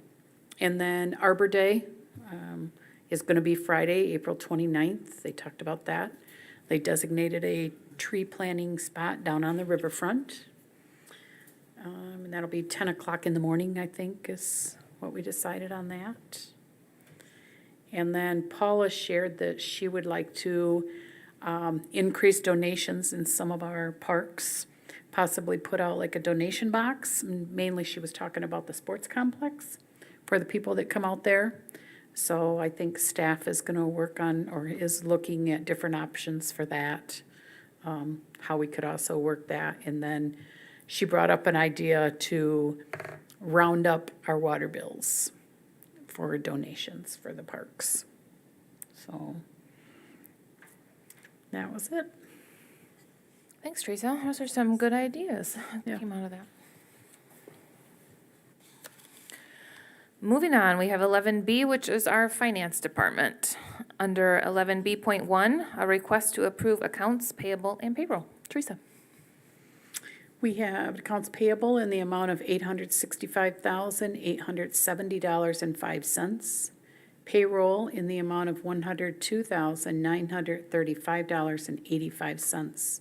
The total disbursement was $968,805.90. Motion to approve. Support. It has been moved and supported. Council, if there's no discussion, all those in favor, please signify by saying aye. Aye. Opposed, say no. Motion carries. Next, we have 11B.2, which is a request to approve the assessing contract with Assessing Solutions. Joel? Yes, our assessing contract with Assessing Solutions is set to expire on March 31st, 2022. Staff would like to continue with Assessing Solutions as our contractor. So we would like to enter into a 5-year contract. In your staff report, you saw the annual costs. They go up, nominally each year, as with all contracts. We've been very pleased with the professionalism and the way they're handling paperwork and data collection. Thanks, Joel. Are there any questions, council? Did they come back about the same as they were with general for pricing? For pricing? Yeah, so in the staff report, this year, 2022, it's $43,200. Next year, it's $44,250, then $45, then $47, then $48. So I would say, yeah, it's general to where they started. They started in 2019 at $39,600. So you're seeing those increases each year. Okay. Any other questions, council? Seeing none, could I get a motion to approve, please? I so move. Support. It has been moved and supported. I will just say that I know they've done a lot as far as reassessing. I just got another one, and I know that was a big problem that we were having previously, was not getting that percentage done in the timely manner as required. So all those in favor, please signify by saying aye. Aye. Opposed, say no. Motion carries. Next to 11E, which is Public Works, we have 11E.1, which is a request to authorize a purchase order for MiDeal in the amount of $32,900. Staff? Sorry. So every spring, we have to do what's called a pre-order of our salt for the upcoming season. So this is just our pre-order of the upcoming salt for the upcoming season. We still have salt in our barns over on Airway Drive, but we have had a more snowy season than we've had in the past couple of years. Thank you. Are there any questions, council? Will this get us up to the level that we've ran during heavy snow seasons? Yeah, so we have to order 80% of where we've been. And so when you look at the previous snow seasons of 2021 and where we are now, I would say, yeah, it gets us to where we need to be. Were there any other questions, council? Okay, seeing none, could I get a motion to authorize the purchase order for MiDeal in the amount of $32,900? So moved. Second. It has been moved and supported. If there's no further discussion, all those in favor, please signify by saying aye. Aye. Aye. Opposed, say no. Motion carries. Next, under 11F, we have city manager and city clerk.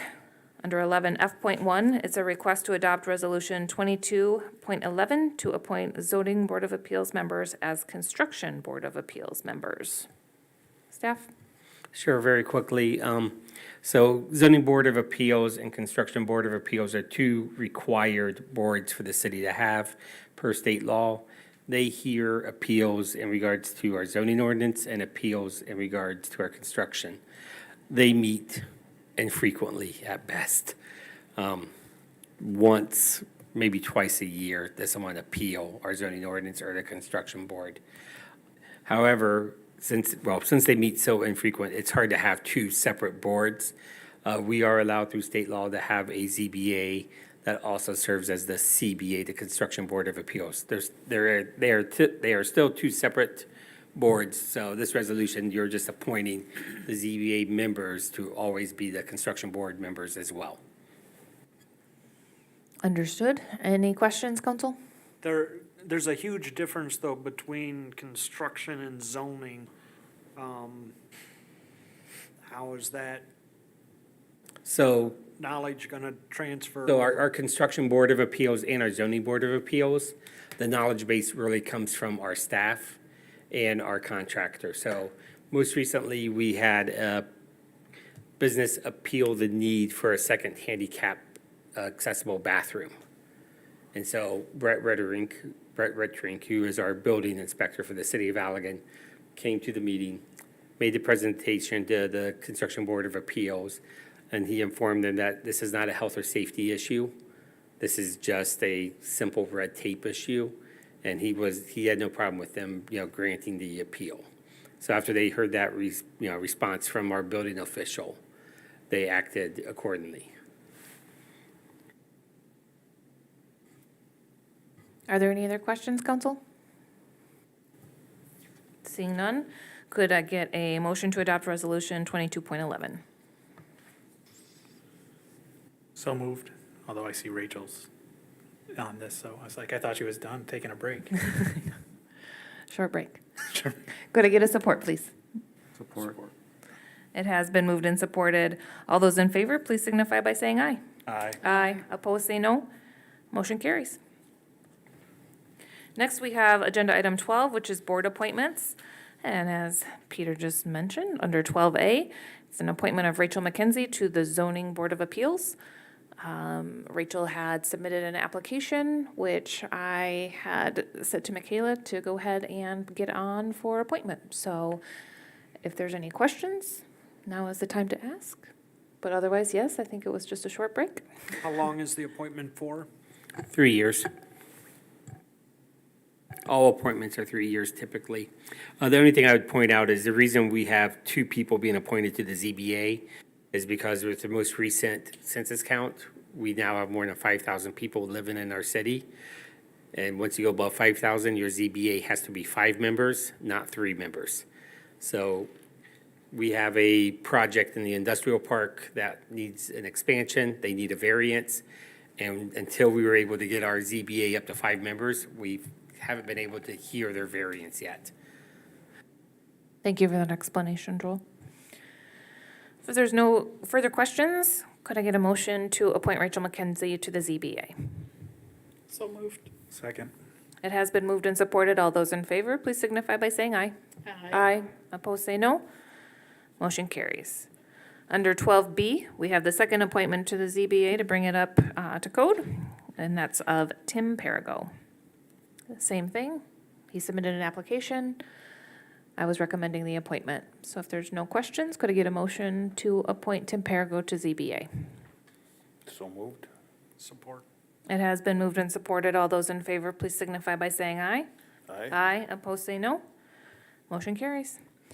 And next we have 12C, which is an appointment of Lynn Huff to the Board of Review. I think we'd all gotten the email from Michaela about the resignation that we had on Board of Review. Betty McDaniel was the one that resigned. So Lynn did an application.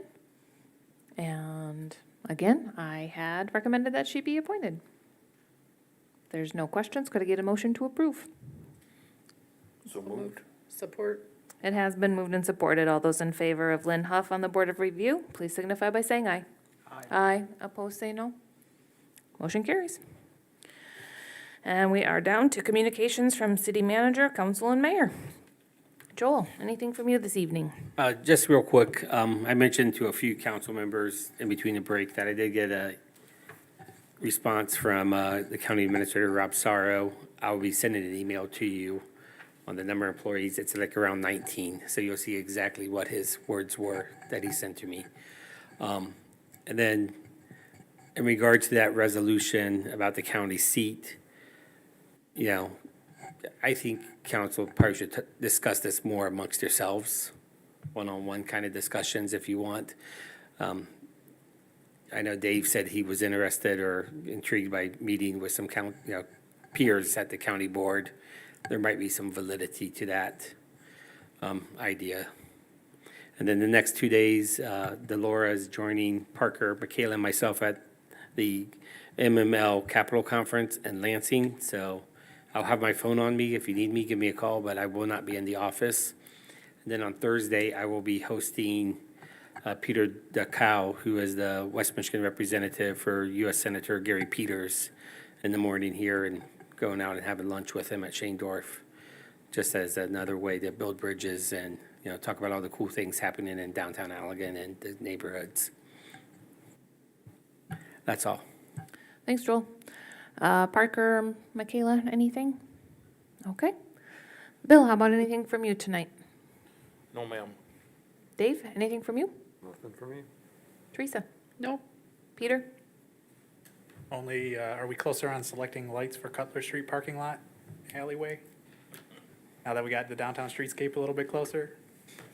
I know it's summertime and it won't be a problem again till fall, or if we're coming into summer. But I'm only grinning because I'm going, how many times did I look at Parker after one of these meetings and said, let's get a floodlight up there? We're like, yeah, let's get a floodlight. And we have failed miserably. So yes, we are closer because there will be the same light system we have downtown. Part of finalizing the streetscape plan is looking at our existing lights that we have, and maybe we go that route. The existing lights we have are more expensive than the proposed lights. So I was hoping maybe we could find a savings there. We can't find a savings there. So, yeah, we will. I know it involved possibly, it was putting it on the private building. And Yeah, so- just to say, I don't know why we can't do a simple floodlight off that building, down directed kind of light, just to light it up. So you don't have to have a conversation later. Hey, Parker, let's get a floodlight on that building. Mike, anything from you tonight? Yeah, the end of last week, I was up in Zealand, and I can't even remember why I was there. It's got to be a reason to go to Zealand, I would assume. But on the streets, they have in there different names of people that I'm assuming donated to get their block in the street. And, you know, is there a way to raise funds on your new downtown area to incorporate something like that? Sure. Yeah, I mean, there's always, you know, buy a block programs. We did a similar thing in my previous position. I believe they did buy a block out at the sports complex around the concession stand. So that's not atypical. So yeah, that's very much something that we could look into, especially if you're talking about like the plaza area.